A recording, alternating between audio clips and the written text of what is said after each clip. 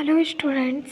कल हमने भारत में पर्यावरणीय समस्याएं, वर्तमान भारत में पर्यावरण प्रदूषण की स्थिति, लघु उद्योगों में पर्यावरण प्रदूषण का परिदृश्य तथा भारतीय व्यावसायिक पर्यावरण एवं उद्यमिता के बारे में जाना था। देखते हैं स्वतंत्रता प्राप्ति के पश्चात का व्यावसायिक पर्यावरण। 1947 में आज़ादी मिलने के बाद भारत ने आर्थिक विकास की ओर ध्यान दिया। प्रथम कुछ वर्ष तो देश के विभाजन की समस्याओं के समाधान में निकल गए, किंतु जल्द ही योजनाबद्ध विकास की नीति को अपनाया गया तथा योजना बनने के बाद अप्रैल 1951 से प्रथम पंचवर्षीय योजना शुरू की गई। भारत ने जिस आर्थिक पर्यावरण में आयोजित आर्थिक विकास का कार्यक्रम प्रारंभ किया उसे अंतर्मुखी तथा हस्तक्षेपकारी कहा जाता है। इस कार्यक्रम को अंतर्मुखी इस अर्थ में कहा जाता है कि आयात के स्थान पर घरेलू उद्योगों का विकास किया गया। इन घरेलू उद्योगों को सामान्यतः ऊंची टैरिफ के माध्यम से संरक्षण प्रदान किया गया तथा सब्सिडी एवं अनुकूल करों के द्वारा मदद की गई। जब स्वतंत्र बाजार में निर्धारित विनिमय दर से स्थिर विनिमय दर को ऊंचा रखा जाता है, निर्यात कीमत अधिक हो जाती है तथा आयात की कीमत कम हो जाती है। इससे निर्यात हतोत्साहित होता है तथा आयात को बढ़ावा मिलता है। इससे विदेशी विनिमय की मांग बढ़ जाती है, क्योंकि निर्यात की तुलना में आयात अधिक होता है। विदेशी विनिमय की अधिक मांग के कारण आयात पर अनेक प्रकार के प्रतिबंध तथा विनिमय पर नियंत्रण लगाने की ज़रूरत पड़ जाती है। भारत में इसके लिए आयात लाइसेंस तथा कोटा की व्यवस्था की गई है, जो सरकारी अफसरों द्वारा किए जाते हैं। इसे ही लाइसेंस परमिट राज कहा गया है। उपरोक्त व्यावसायिक पर्यावरण के सृजन के साथ ही एक और दिशा में विकास के इस पर्यावरण को निजी उद्यमों को ठीक तरह से पनपने नहीं दिया। योजनाकरण के प्रथम 4 दशकों में भारत में औद्योगिक वृद्धि की दर अनेक विकासशील देशों की तुलना में काफ़ी कम रही। इसका कारण यह नहीं कि उद्योगों के विकास पर कम ध्यान दिया गया, किंतु गलत औद्योगिक नीति का इस पर विशेष प्रभाव पड़ा। रूस के आयोजित विकास से प्रभावित होकर भारत ने भी केंद्रीय योजना द्वारा आर्थिक विकास की रणनीति को अपनाया। इस रणनीति में राज्य को प्रमुख भूमिका दी गई। 1956 की औद्योगिक नीति में अर्थव्यवस्था को समाजवादी दिशा प्रदान करते हुए उद्योगों को 3 वर्गों में बांटा गया। प्रथम वर्ग में उन उद्योगों को रखा गया जिनका भावी विकास केवल राज्य द्वारा होना था।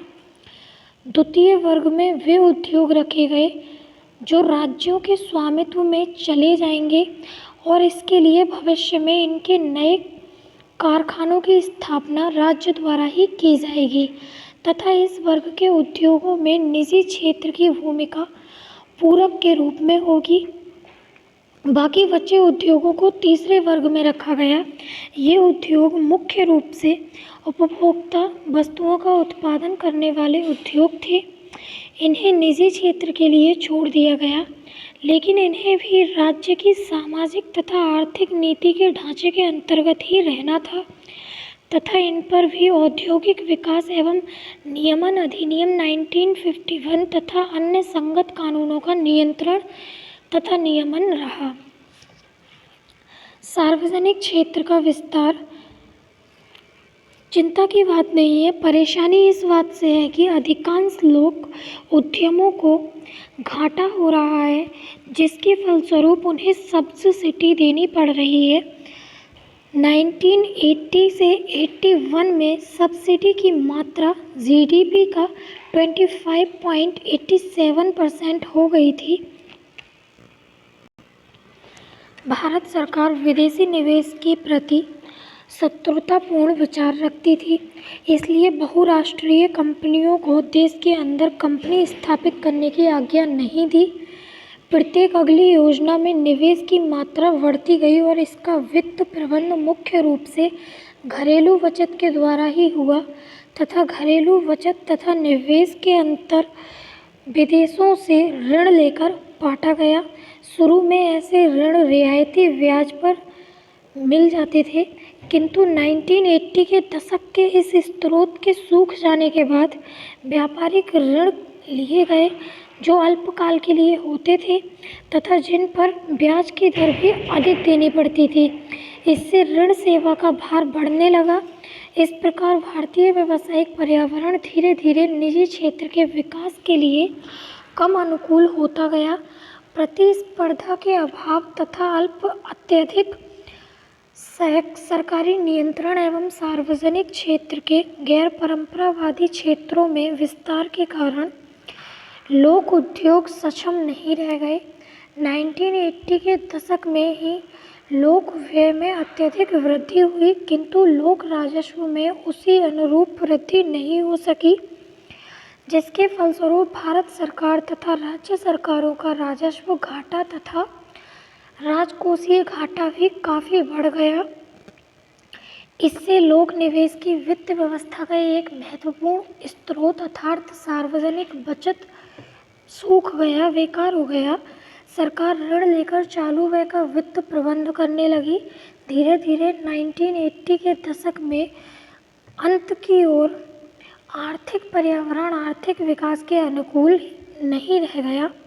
प्रथम 4 दशकों के नियोजन के पश्चात भारतीय अर्थव्यवस्था का जो चित्र उभर कर सामने आता है उसकी प्रमुख विशेषताएं इस प्रकार थी: लगातार एवं बढ़ता हुआ राजस्व एवं बजट घाटा, मुद्रास्फीति की ऊंची दर, बढ़ती हुई बेरोजगारी, भुगतान संतुलन की बिगड़ी हुई स्थिति, अकुशलता तथा भ्रष्टाचार का बोलबाला, देश को ऋण जाल की ओर धकेलता हुआ आंतरिक एवं विदेशी ऋण का तेजी से बढ़ता भार, सार्वजनिक उद्यमों का बढ़ता हुआ घाटा। ऐसे प्रतिकूल व्यावसायिक परिदृश्य को आर्थिक विकास के अनुकूल बनाने के लिए जुलाई 1991 से भारत सरकार ने महत्वपूर्ण आर्थिक सुधारों संबंधी कदम उठाए। 1990 के दशक में आर्थिक सुधार, जैसा कि हम लोगों ने देखा 1950 के दशक से भारत में केंद्रीय योजना पर आधारित मिश्रित अर्थव्यवस्था का परिदृश्य तैयार हुआ, जिसमें सार्वजनिक क्षेत्र को महत्वपूर्ण भूमिका प्रदान की गई।